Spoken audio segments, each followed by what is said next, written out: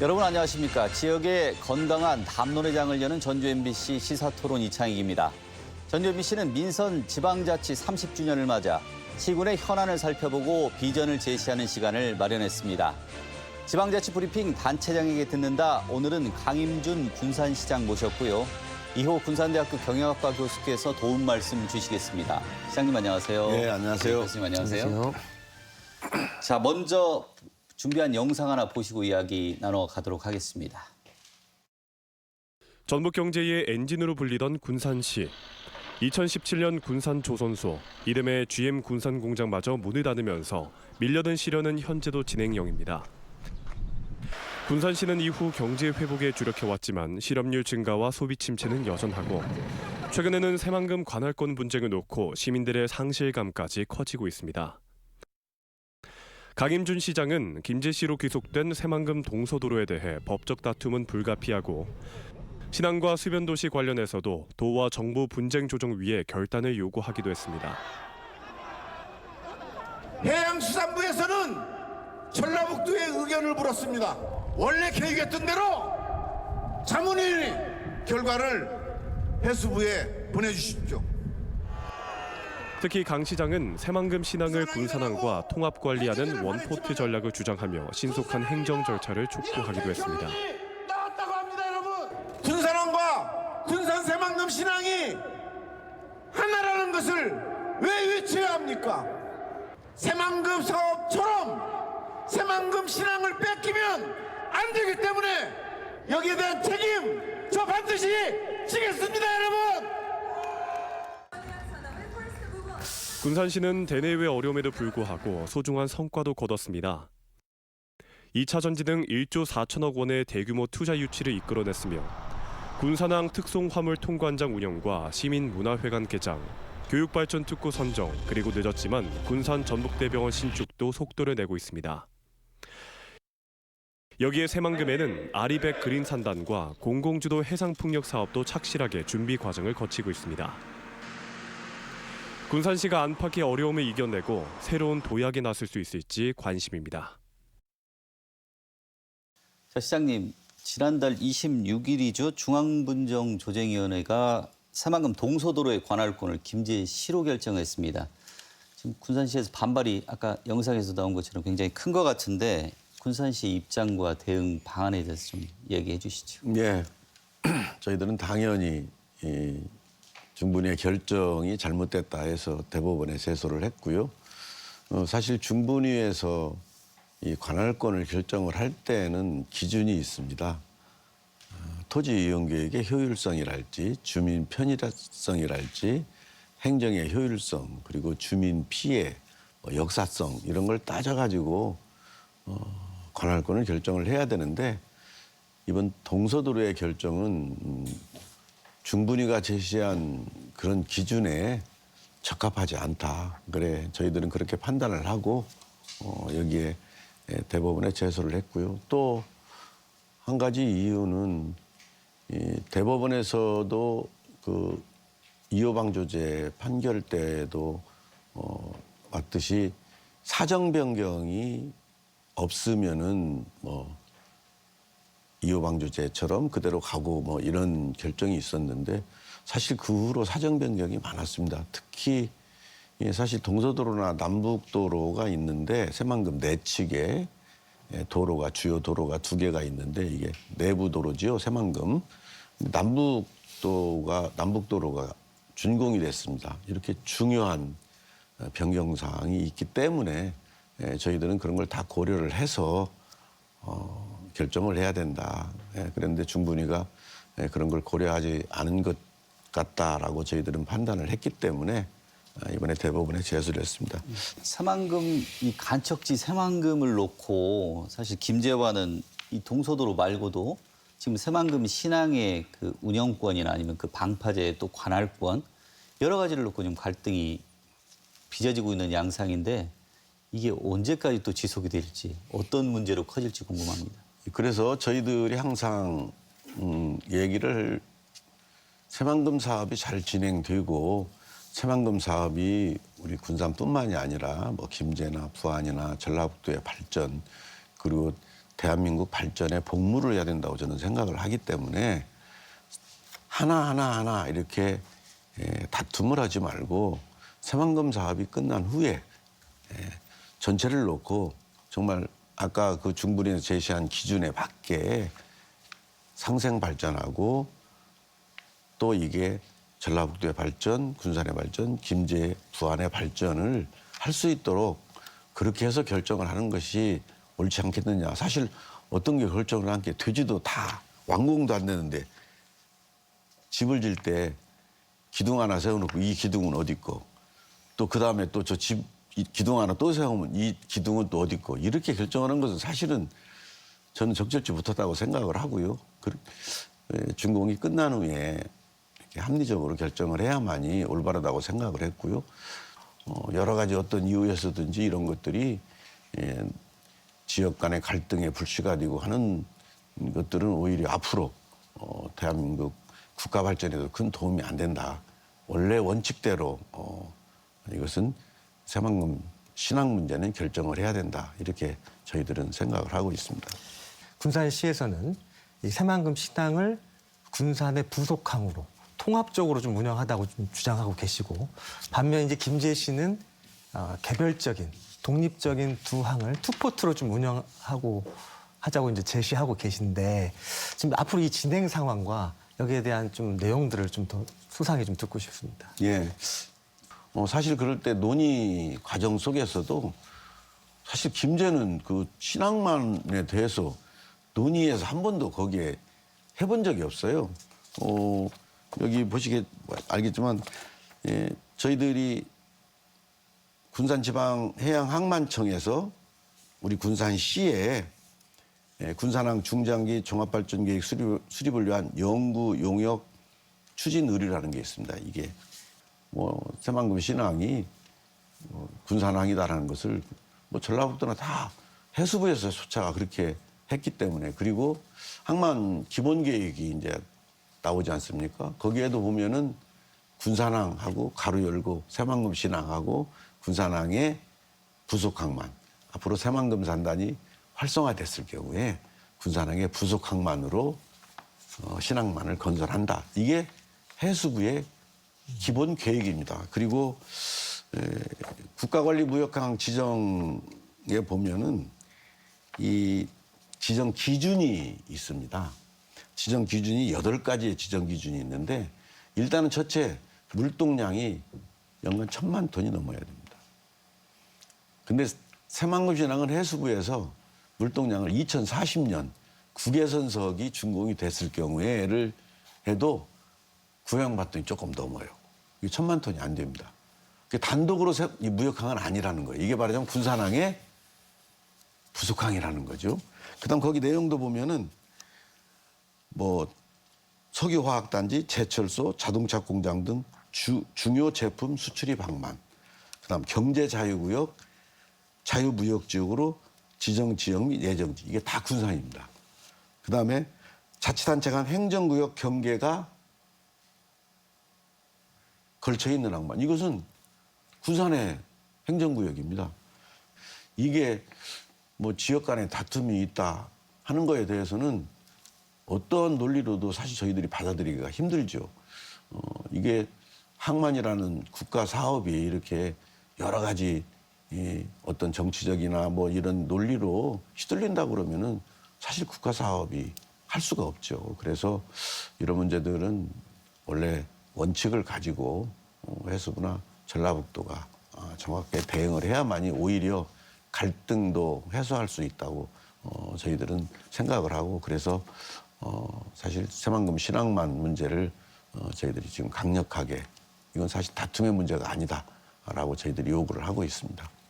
그때 이제 군산 시민과의 대화에서 보면 김관영 기사가 이제 그 얘기를 꺼냈다가 굉장히 좀 고성이 오가는 상황들이 좀 벌어져서 군산 시민들도 거기에 대해서 굉장히 좀 불만이 좀 많은 것 같고 반대로 또 김제는 김제 시대로 불공정하다는 얘기를 계속 하고 있습니다. 이게 동서도로 관할권 위치를 보면 그 2호 방조제 쪽 안쪽이기 때문에 이걸 이렇게 수평 위치로 보면은 김제시 관할이다. 근데 그 도서 지역을 보면 또 군산시 옥도면인가 그쪽 부분입니다.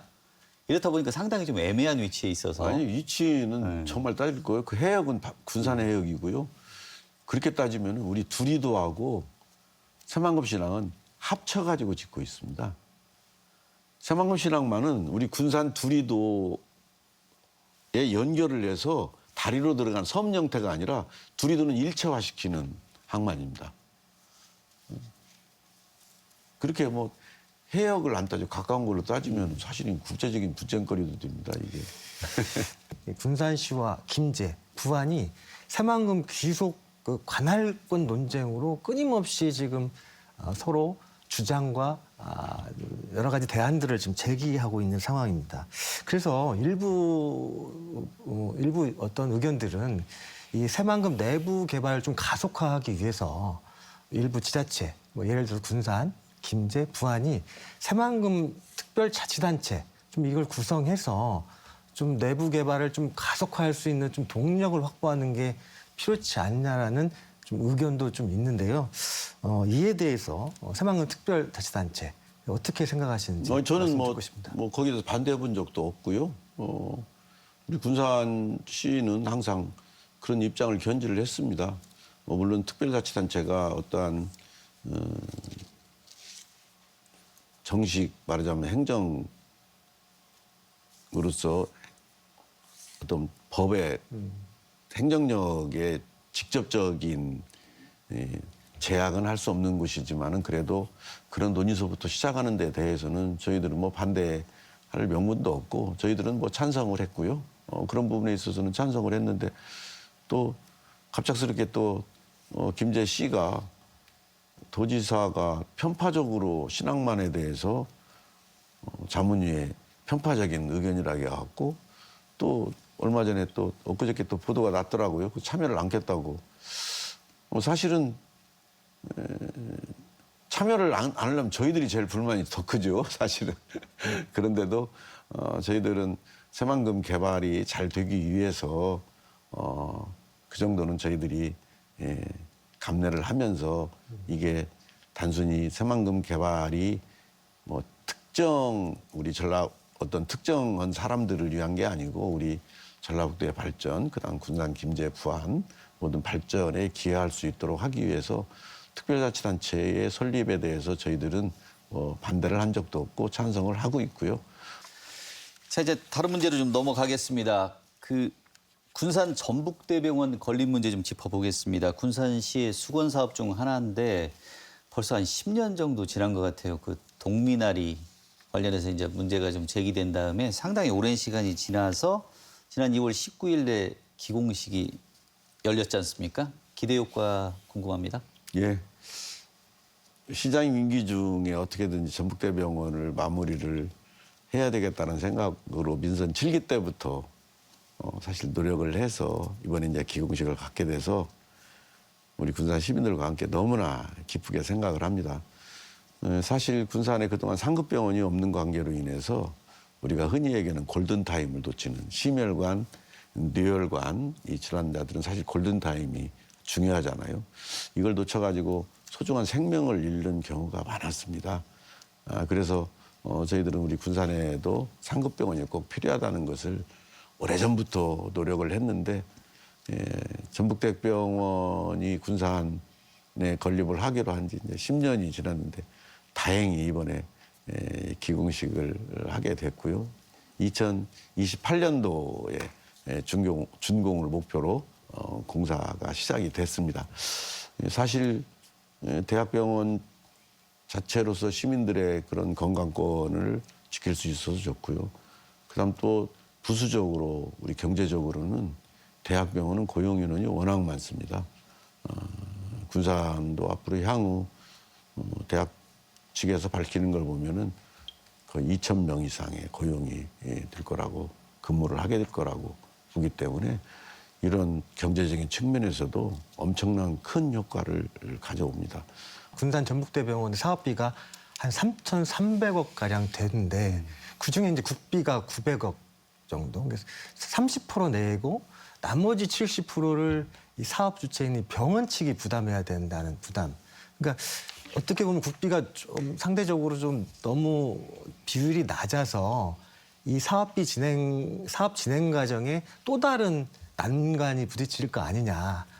이게 원래 1,800억 정도로 계획됐던 10년 전에, 그런데 10년 시간이 지나다 보니까 여러 가지 물가 상승률이랄지 모든 것들이 올라가지고 특히 이 건설 비용이 많이 올랐지 않습니까? 그래서 예산이 3,300억 좀 넘게 지금 책정이 됐는데 아마 이것도 준공 때까지는 좀 더 예산 투입이 아마 더 올라갈 것 같습니다. 아무래도 물가 상승률이랑 여러 가지를 따져가지고 가장 큰 관건이 이제 예산 확보겠죠. 그런데 사실 정부에서 이 1,800억에서의 정부 비율이 900억, 근데 3,300억 이상으로 늘어났기 때문에 아마 정부에서도 사실 이 문제는 충분히 명분이 있기 때문에 긍정적으로 받아들일 것이다. 그다음 전북대학 측에서도 사실 10년 전하고 지금하고는 또 다르기 때문에 전북대학도 부담이 좀 더 돼야 되겠다. 그리고 전북대학 측에서 요구하는 지방자치단체들도 좀 부담을 좀 해야 되지 않겠느냐. 그래서 제가 대학병원 측에 그런 얘기를 했어요. 물론 충분히 그것은 1,800억에서 3,300억이 넘게 늘어났기 때문에 충분히 전북대학병원 측에서 할 수 있는 얘기다. 그렇지만은 전제가 있다. 일단 시작을 하고 하는 과정 속에서 이런 문제들을 서로 명분을 가지고 주민들과 그다음 모든 관계에 되는 사람들이 좀 콘센서스를 이뤄가지고 여기에 대해서 대응을 해서 전북대학병원이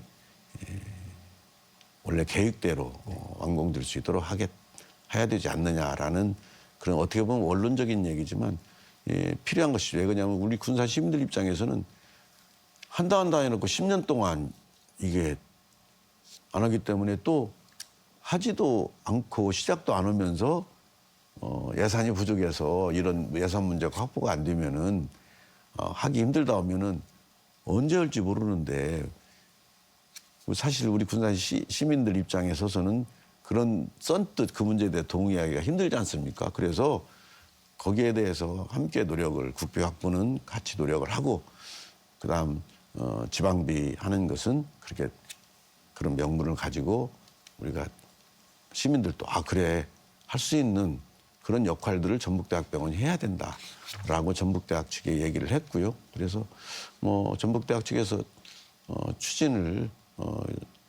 계획대로 열심히 잘 하게 되면은 아마 저는 국비나 지방비 이런 문제들이 충분히 해결할 수 있다. 왜?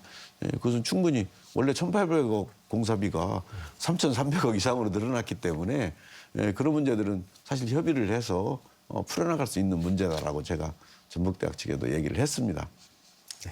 또 의료계 관련해서 또 하나 희소식 하나 있죠. 그 아이들 키우는 집에서 굉장히 좋아하실 것 같은데 저 군산의 공공심해 어린이병원이 문을 열었습니다. 굉장히 반응이 좋은 것 같아요. 예, 주말에도 벌써 막 150명 이상의 우리 아이들이 가는 모양이에요. 우선 사실 아주 중증 환자 같은 경우에는 천상 대형 병원으로 가야 되지만은 일단 발열이랄지 여러 가지 갑작스럽게 병원이 문 닫은 후에 이런 환자들이 생기면 사실 부모님 입장으로서는 갈 수 있는 병원이 없다는 것에 대해서 얼마나 이게 힘들겠어요, 이걸. 그래서 사실 저희들이 민선 7기 때부터 계속 노력을 했어요. 그래서 군산의료원에도 타진을 해보고 뭐하고 했는데 사실 소아과 의사 선생님들이 거의 없어요. 그러다 보니까 군산에는 다행히도 소아과 병원이 한 2개 있었는데 의사 선생님들이 없다 보니까 사실은 야간에까지 할 수가 없잖아요, 운영을. 그래서 계속 협의를 했었는데 그게 안 되고 하다가 이번에 그 병원 측에서 그러면 우리들이 힘들더라도 합의했다 해가지고 다행히 그렇게 잘 서로 협의가 돼가지고 문을 열게 됐습니다. 그 지금 군산에 그 새만금 육상 태양광 건설 관련해서 상당히 어떤 특혜 의혹이 불거진 지가 꽤 오래됐는데 여전히 어떤 검찰 수사나 아니면 감사원 감사 이런 부분들이 계속 좀 반복되는 양상이 있습니다. 이러다 보니까 기존의 어떤 군산의 새만금에 있는 태양광 전반적인 사업으로 영향을 미치지 않나 이런 그 우려들이 좀 많습니다. 뭐 육상 태양광에서 처음에 그런 문제가 있었는데요. 지금 사실 수상 태양광에서 지금 한수원 측에서 거기에 이제 더 문제가 있어가지고 사실은 이 수상 태양광이 육상은 규모가 전체가 300메가밖에 안 되고 수상 태양광이 앞으로 큰데 수상 태양광의 가장 큰 문제가 사실 개통 연계였거든요.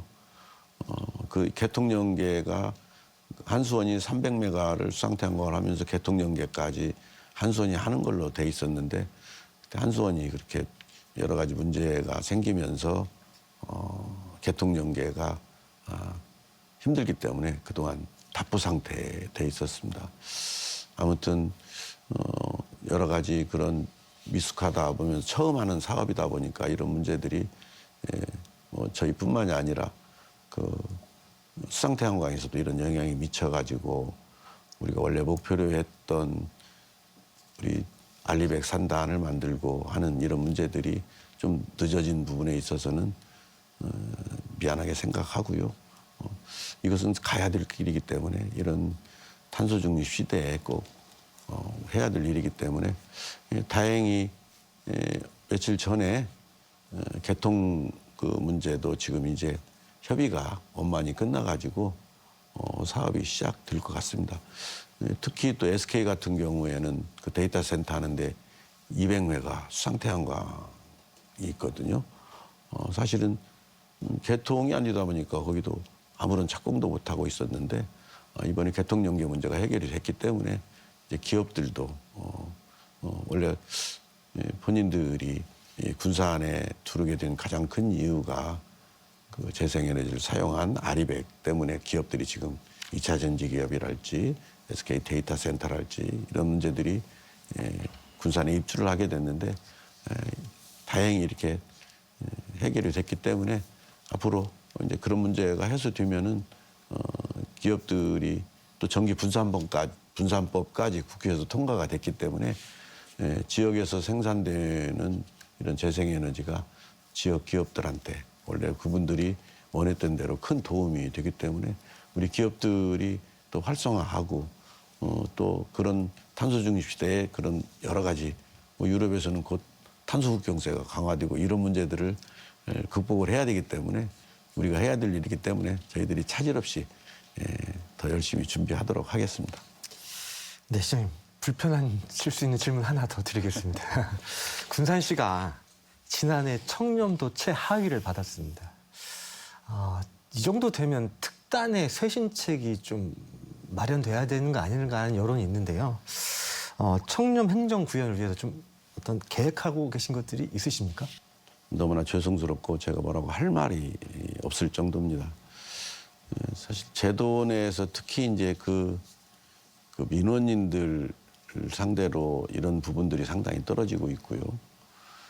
특히 이제 내부적으로는 또 인사 문제랄지 뭐 이런 문제들이 아무래도 직원들 사이에서는 어느 자치단체든지 마찬가지인데 그런 부분들이 상당히 불만이 좀 있었던 것 같고 그런데 사실은 자치단체장의 의지가 가장 중요하고요. 그런다고 해서 사실 어떤 제도를 만든다고 해서 그 제도가 사람이 하는 일이기 때문에 실천 의지가 또 중요하다 보니까 이런 것들을 해소를 하기 위해서는 어떤 뾰족한 방법이 있다고 그러면은 하겠는데요. 그래서 사실 저희들이 여러 가지 그 망설였던 부분들이 감사관을 외부에서 영입을 해서 하자 개방령으로 논의가 돼 있었는데 사실 타 자치단체에서 외부에서 감사관을 영입을 하는 문제들이 오히려 내부를 잘 몰라가지고 더 안 좋은 결과들이 많더라 하는 그런 의견들이 있고 했는데 그동안에 여러 가지 협의를 구성을 하고 제가 각 과별로 각 부서별로 직원들하고 계속 끊임없이 지금 식사하면서 미팅하고 계속 하거든요. 그래서 저는 좀 낙관을 했었는데 이렇게 되다 보니까 그래서 그러면은 이제 어떤 제도적으로라도 좀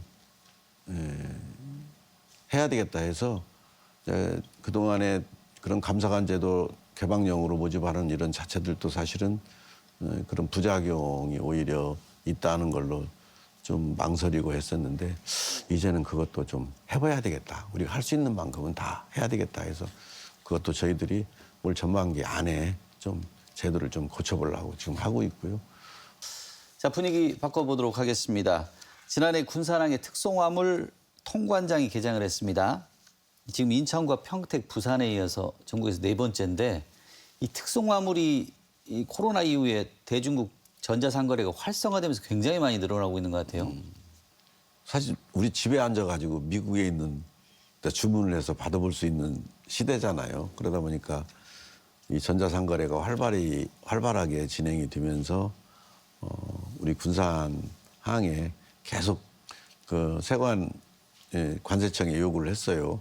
우리 군산항을 활성화시키기 위해서는 통관장이 좀 필요하다. 사실 지금 평택하고 인천 쪽으로 그동안에 쭉 왔었는데 며칠씩 걸립니다. 이 통관이 밀려가지고. 그래서 꼭 필요하다 해서 저희들이 우리 오식도동에 있는 물류센터에 저희들이 건물을 내줬어요. 그래가지고 통관장을 만들었는데 우선 검색대, 엑스레이 검색대가 3기를 설치를 했는데 지금 벌써 밀려가지고 3기 더 추가 요구를 하고 있고요. 벌써 이제 군산도 뭐 전에는 그날 하면은 그날 나가든가 늦어도 그 다음날 나갔는데 벌써 이제 군산도 밀리다 보니까 하루 이틀 이렇게 걸리게 되고 있습니다. 그래서 우리가 3기를 더 추가를 좀 해달라고 지금 관세청과 계속 협의를 하고 있고 이렇게 사실은 이 통관장이 이게 이 물류 회사들 그다음에 거기 택배니 연관돼서 또 부수적인 이 경제 효과가 많기 때문에 아마 이제 6기 정도 되게 되면은 군산항이 상당히 이 전자상거래에 있어서도 활발하게 진행될 거라고 생각을 합니다. 아마 시민들 입장에서는 가장 궁금한 게 2차 전지 산업 특구로 인해서 투자가 어느 정도 됐는지, 좀 투자 현황과 이로 인한 좀 고용들이 좀 있는지, 투자 현황들에 좀 궁금을 하고요. 앞으로 좀 이 산업을 좀 특화시킬 수 있는 군산시의 지원책이 있는지, 좀 이 점에 대해서 좀 말씀 부탁드립니다. 예, 잘 아시다시피 우리 군산이 민선 7기 시작할 때 고용위기, 산업위기 2개의 위기지역으로 지정이 됐습니다. 뭐 GM하고 현대중공업이 문을 닫으면서 그래서 군산의 산업구조를 좀 바꾸겠다. 좀 기존의 구시대의 산업이 아닌 미래 지속 가능한 산업구조로 군산을 바꾸겠다. 그리고 강한 중소기업을 좀 키우겠다 해서 시작을 했는데 다행히 2차 전지 특화지가 지정이 되고 강소연구개발 특구가 지정이 돼가지고 자동차 부품이랄지 이런 부분에 있어서는 지금 상당히 성과를 지금 내고 있고요. 그다음 2차 전지 특구로 지정이 되면서 일단 한 10조 이상의 투자 MOU를 맺었는데요. 현재 지금 벌써 가보시면 알겠지만은 전에는 사실 우리 새만금 저 비흥항 쪽으로 가다 보면 왼쪽에 공장이 2개밖에 없었습니다. 근데 지금은 거의 이제 꽉 들어차고 있고요. 지금 부지가 지금 모자라서 신규 부지를 좀 더 매립을 빨리 좀 서둘러야 되겠다 해서 새만금 개발청 농어촌공사가 지금 빨리 서둘러서 지금 부지를 매립을 하고 있는 형편이기 때문에 그래서 다행히 뭐 입주 계약만 하고 전에처럼 오랫동안 기다리는 게 아니라 벌써 지금 여러 기업들이 뭐 첨보랄지 뭐 성일아이텍이랄지 에코앤드림이랄지 그다음 LS 그룹이랄지 이런 데는 공장이 준공되고 또 상업화를 지금 벌써 하고 있고요. 이러기 때문에 2차 전지 특화단지는 계획했던 것보다도 어떻게 보면은 좀 빨리 성장을 하고 있다. 그리고 트라이포트도 구축이 돼 있고 모든 것들이 구축이 돼 있기 때문에 2차 전지 산업에 아마 대한민국의 지금 중심지가 될 거라고 저희들은 확신을 합니다. 기존의 2차 전지 특화단지 지정된 데는 기존에 있는 기업들이 다 들어가 있어요. 기존에 있는 기업들을 가지고 2차 전지 특화단지로 지정을 해놨지만 우리 군사는 백지에서 2차 전지 특화단지를 지정을 했기 때문에 기업들이 계속 지금 오고 있고요. 앞으로 더욱 발전할 걸로 보고 있고 그래서 새로운 2차 전지 특화단지 대한민국의 아마 최고가 될 거라고 저희들은 확신을 합니다. 지금은 또 탄핵 지금 여파로 서민 경제, 즉 시민들의 체감 경기는 그렇게 좋지는 못한 것 같습니다. 그래서 좀 이쪽 거시적인 측면뿐만 아니라 좀 미시적으로 시민들이 체감할 수 있는 이 골목 경제에 대한 뭐 지원책, 활성화 대책도 좀 필요할 것으로 보이는데요. 사실 기업들이 문을 닫으면서 가장 어려워진 것이 이 골목 상권, 지역 상권이었습니다. 여기에 종사하는 인원이 이 우리 군산에서만도 약 3만 명, 4만 명 가까이 되거든요. 가장 큰 규모입니다. 이 사람들은 특히 군산 시민들, 다른 데서 오신 분들이 아니라 오래전부터 군산에 사시면서 조그마한 가게를 하시던 분들이 대부분이거든요. 이게 사실 거의 그때 민선 질기 시작하면서 어떻게 보면은 거의 다 무너다시피 했는데 그때 처음 만드는 것이 이제 우리 지역화폐인 군산사랑 상품권.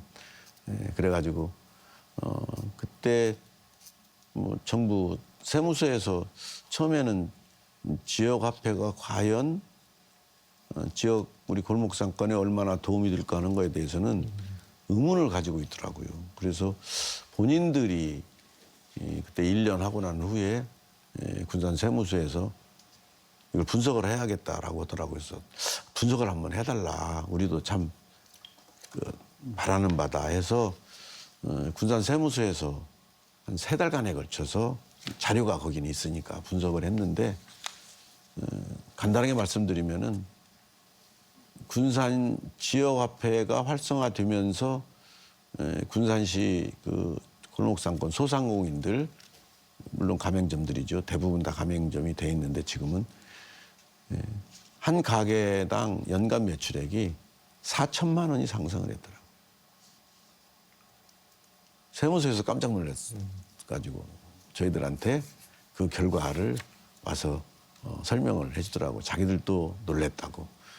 그러면서 군산이 그렇게 인구도 기업이 현대중공업, GM 문 닫으면서 뭐 일자리가 한 2만 개 없어지면서도 은행 말하자면 수신고가 한 4천억이 늘어났고요. 뭐 1인당 어디 여유 있는 데는 뭐 10만 원, 30만 원, 50만 원 줬는데 저희들은 인구가 많다 보니까 1인당 10만 원씩 지급을 한다고 하더라도 260억이 들어갑니다. 그래서 그 240억 좀 넘는 금액을 그러면은 이게 지역 화폐가 이게 소비 촉진을 하는 사업이거든요. 사실 없는 그 어려운 사람들을 우리가 좀 직접적인 혜택을 주는 게 아니라 소비 촉진을 하는 사업이기 때문에 이게 지역 상권에 직접적으로 이게 상권에는 영향을 주기 때문에 의회와 상의를 해서 지역 화폐 1,000억을 더 발행을 하자. 그렇게 하고 여기다가 페이백 10%를 또 하자 해서 했는데 벌써 1,000억이 벌써 다 소진돼 버릴 정도로 아주 시민들의 호응이 높고요. 상점가 뭐 20개 이상의 가게들이 쭉 범위 내에 모여 있으면 그 상점가 지정을 받게 되면은 온누리 상품권을 사용할 수가 있습니다. 그래서 저희들이 계속 그런 상점가들하고 우리 상인 대표들하고 논의를 해서 상점가 지정을 지금 계속 해나가 가지고 온누리 상품권을 쓸 수 있는 곳을 확대를 해서 지금 가게들이 아주 잘 되고 있고요. 군산사랑 상품권하고 함께 공공배달 앱이죠. 배달의 명수도 당시에 보면 뭐 군산시에 엄청난 히트 상품으로 전국에 많이 소개되기도 했습니다. 이게 수수료가 전혀 없이 거기다 이제 10% 더해지다 보니까 여러 가지 어떤 화학적인 결합이 잘 일어났던 사례인데 최근에는 이용자 수 좀 줄었다는 얘기도 좀 있고 아무래도 이제 관주도의 어떤 한계 이런 부분도 좀 비춰지는 시각도 있습니다. 여기에 대해서 관주도의 예. 한계도 있지만은 첫째가 이게 뭔 문제가 있냐면은 기존 배달앱 그 민간 배달앱하고 경쟁이 안 되는 것이 첫째 가장 큰 원인인데 왜냐하면은 이건 어쩔 수 없습니다. 민간 배달앱은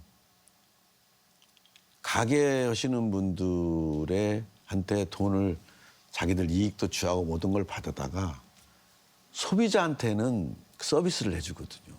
이게 소비자 입장에서는 당연히 거기를 사용할 수밖에 없죠. 근데 우리 공공배달앱은 소비자한테 그런 인센티브를 줄 수가 없잖아요. 우리가 그 가맹점들한테 수수료를 받을 수가 안 받기 때문에 그러다 보니까 당연히 한계가 있고요. 가장 중요한 그 수요자들한테 혜택을 줄 수 있는 방법을 어떻게 찾아볼 것인가. 그러면은 예를 들어서 우리 전통시장에서 주문을 하는 방법. 전통시장은 민간 배달앱이 안 되잖아요. 그럼 전통시장에서는 조금 여러 개를 사가지고 본인들이 주문을 하게 되면은 이것을 배달해 주는 거. 이런 걸 개발을 하고 하면은 또 민간 배달앱 이용자가 늘어날 것이 아닌가. 그리고 중요한 그런 소비자들한테 어떻게 좀 혜택을 줄 것인가. 이 문제를 지금 우리 지역 상인들하고 지금 활발하게 논의 중에 있습니다. 그래서 워낙 민간 배달앱에 어떻게 보면은 독점적인 지위를 이용해서 우리 소상공인들이 너무나 힘들게 거기 이용을 어쩔 수 없이 해야 되는 경우가 있기 때문에 이런 문제들을 해소를 해서 우리 지역 골목 상권들이 좀 더 혜택을 볼 수 있는 것이 뭐가 있는가 저희들이 한번 지금 논의를 지금 계속하고 있습니다. 참 어렵습니다. 이 문제는. 네, 지금 군산시가 내년도 그러니까 2026년도 국책사업 24건을 지금 발굴했습니다. 보니까 한 4개 분야 예산 한 1조 6천억 원 가량인데요. 좀 그 사업 내용들이 좀 궁금하고요. 무엇보다도 관건은 예산 확보일 텐데요. 이 예산 확보에 대한 어떤 전략이라든가 좀 실효 방안들이 좀 갖고 계신지 말씀 부탁드리겠습니다. 저도 이제 구체적인 사업 내용들은 기존에 이제 계속돼 있는 저희들이 민선 7기 때부터 그때 우리가 유기지역이었기 때문에 사실은 정부에서 유기지역에 대한 여러 가지 우대책들이 있어갖고 많은 예산을 확보했는데 지금 그것들이 사실 계속 사업이잖아요. 정부 사업들이. 그렇기 때문에 기본이 저희들은 많이 있습니다. 그래서 국비를 확보를 하는데 그게 그 예산을 안 깎이고 원래 계획대로 다 확보하는 것이 저희들 첫째 목표고요. 신규 사업들은 가장 중요한 게 뭐냐면 사실은 이 어떤 논리가 제대로 되어 있어야 합니다. 왜 이걸 국가 예산으로 추진을 해야 되는가. 예? 그다음 두 번째로 왜 군산에 이것이 필요한가. 예? 그다음 세 번째로 왜 내년부터 시작을 해야 되는가. 이런 것들에 대한 이 중앙부처를 설득을 하고 해야 이게 사업에 들어가지 그냥 무조건 사업을 올린다게 들어가는 것이 아니기 때문에 저희들이 이제 사업을 받는 데 있어서도 이런 부분들을 중점적으로 해서 저희들이 신규 사업을 반영을 하고 있고요. 그렇게 하다 보니까 사실 지금 여러 가지 기후변화나 이런 이기 때문에 안전 문제가 사실 심각하게 대두가 되고 있잖아요. 그런데 그런 큰 한 보통 보면은 예타를 너무 면제 안 하기 위해서 500억 미만으로 대부분 400몇 억씩을 받는데 한 지역에 보통 그렇게 큰 예산은 하나씩 정도밖에 안 해줘요. 정부에서. 왜냐하면 전국을 다 해야 되니까. 근데 우리가 노력을 해서 한꺼번에 3개도 받았어요. 그래서 한 1,400 몇십억 이렇게 받고 있고요. 이렇게 왜 이것을 해야 되는가, 꼭 필요한가 이런 것들을 저희들이 설득을 잘해서 이렇게 좀 성과를 낼 수 있도록 한다고 그러면은 저희는 뭐 내년도 예산도 충분히 올해처럼 아무리 국가 예산이 지금 기축 예산이라고 하지만은 꼭 필요한 예산은 해야 되지 않았습니까? 그렇기 때문에 올해처럼 그런 성과를 낼 수 있도록 저희들이 준비를 지금 잘 하고 있습니다. 네. 군산시가 이제 폭설이나 폭우 이거에 대한 신속한 좀 대응으로 시민들의 불편이 많이 줄었다는 호평이 좀 이어지고 있습니다. 저도 군산에 생활을 한 시민으로서 이걸 체감하는 바인데요. 평소에 직원들에게 좀 이런 안전, 재난에 대해서 좀 강조하시는 말씀이 있으신지, 또 이에 대한 좀 대책이 어떻게 세우고 계시는지 좀 말씀 부탁드리겠습니다. 사실 뭐 재난의 문제는 어떻게 보면은 꼭 지금 여기 우리 지금 산불도 마찬가지지만은 사실은 우리가 예측하기도 어렵고 예방하기도 어렵습니다. 그렇다고 그래서 안 하면은 이게 조그마한 것이 우리 시민들한테는 엄청난 큰 피해로 다가오더라고요. 제가 민선 7기 처음 취임했을 때 그때 폭우가 내려가지고 취임식도 못하고 현장에서 폭우에 대비하기 위해서 일들을 하면서 느낀 게 뭐냐면은 우리가 할 수 있는 것들, 아까 말씀드린 것처럼 예측이나 예방은 어렵지만은 그래도 우리가 예방할 수 있는 것들을 자그마한 거지만은 하고 나면은 이게 엄청나게 방지가 되더라는 것을 뼈저리게 느꼈어요. 사실 이런 얘기를 하잖아요. 사실 시간당 100mm 이상 비가 오면은 이 지구상에서 그걸 견딜 도시는 없다고 얘기를 하는데 저희들은 뭐 시간당 140mm도 겪어봤고요. 그래서 저희들 이런 대책을 세워나가면은 한다. 근데 아까도 말씀드렸지만은 미리 그 예비 준비를 해야 되는데 충분히 할 수 있는 건데도 우리가 사실 못 해가지고 침수가 많이 되더라고요. 그래서 저희들은 이 4월달 되기 전에 일단 하수도 준설을 싹 합니다. 군산. 하수도 준설을 싹 해요. 물이 빠져나가게. 그다음 두 번째로 우리 빗물바지 있지 않습니까? 여기가 다 막혀져 있어요. 그게 시내에 물이 새는 거예요. 특히 비가 왔을 때 비닐이나 뭐 이런 것들이 널판재 같은 것이 딱 빗물바지 딱 막으면 거기 빗물이 나가더라. 그러면 도로에 채워지는 거예요. 이것만 정리하니까 엄청나게 큰 효과를 보는 거예요. 우리가 1시간 노력하면은 우리 시민들은 100시간 편하니까 우리가 고생하자 하면서 저부터 가서 빗물바지 막 걷어내고 그럽니다. 그러니까 이 효과가 너무나 큰 거예요. 어지간한 데는 그래서 안 잠기는 거예요. 근데 구조적으로 어쩔 수 없이 폭우 왔을 때 빗물바지로 빠지는 양과 내리는 비의 양이 차이가 있기 때문에 그때 이제 도로 타고 집으로 들어가고 침수를 하게 되는데 그 부분을 지금 마지막 큰 부분은 올해부터 사업이 시작이 돼서 개선을 하려고 하고 있습니다. 자, 시간이 많이 흘렀습니다. 이제 마무리 말씀 좀 드려야 될 것 같은데요. 자, 우리 강 시장님께서 지금 뭐 민선 7기부터 지금 8기까지 7년 가까이 지금 해오셨고 남은 임기가 1년 3개월 정도 남았습니다. 남은 임기 동안 하시고 싶은 일이나 이제 목표 있으시면 마무리 말씀 듣겠습니다. 시정의 목표가 시민들의 편안하고 안전한 삶을 유지시키는 게 가장 큰 목표이기 때문에 그렇게 했는데 사실 군산이 우선 위기지역 지정되고 못 뛰고 하면서 너무나 먼저 해결해야 될 과제들이 많았거든요. 그래서 특히 기업 유치 문제랄지 이런 문제들은 이제 충분히 거의 다 됐기 때문에 원래 목표대로 지금 특히 인구 문제가 심각하지 않습니까? 물론 기초지방자치단체가 이걸 해결은 할 수는 없는 문제지만 그래도 우리는 노력을 해야 된다. 우리 군산에서라도. 그래서 아이 낳아서 키우기 좋은 우리 군산 만들자.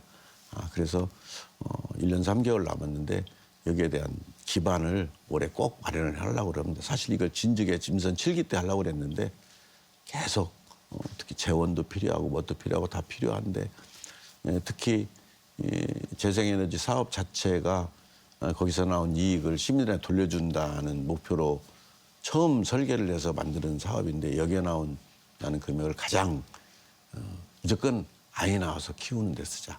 이게 사실은 그런 뜻으로 사실 우리 자립도시라는 걸 표방을 했거든요. 그래서 올해 이제 뭐 수상도 진행이 되고 앞으로 특히 정부에서도 노력하고 있는 풍력도 지금 올해 안에 우리는 그런 것을 민간 기업들이 와서 전기 사업을 돈벌이로 하는 게 아니라 우리는 애초부터 정부에다가 요구를 해서 공공주도로 이걸 하게 다 허락을 받아놓고 정부 예산을 들여서 기초조사를 지금 한 40억 들여서 했거든요. 그 조사 끝나고 이제 올해 저희들이 이제 사업을 들어가려고 합니다. 그렇게 해서 나오는 수익 이런 재원을 만들어서 우리 아이 낳아서 키우기 좋은 우리 군산에 만드는 기반을 만들어 놓는 것이 제 과제라고 생각을 하고요. 거기에 최선을 다하려고 하고 있습니다. 자, 오늘 말씀 감사합니다, 시장님. 네, 교수님도 오늘 말씀 감사합니다. 자, 군산은 전북 경제 엔진으로 줄곧 버팀목 역할을 해온 곳입니다. 핵심 기업들이 문을 닫아서 어려움을 겪고 있지만 신재생에너지와 2차 전지를 중심으로 재도약도 준비하고 있습니다. 시정이 어느 때보다 분주하겠지만 역시 가장 살펴야 할 점은 평범한 우리 군산 시민들의 일상일 것입니다. 지방자치 브리핑 단체장에게 듣는다 강임준 군산시장 편 여기서 마치도록 하겠습니다. 시청해 주신 여러분 고맙습니다.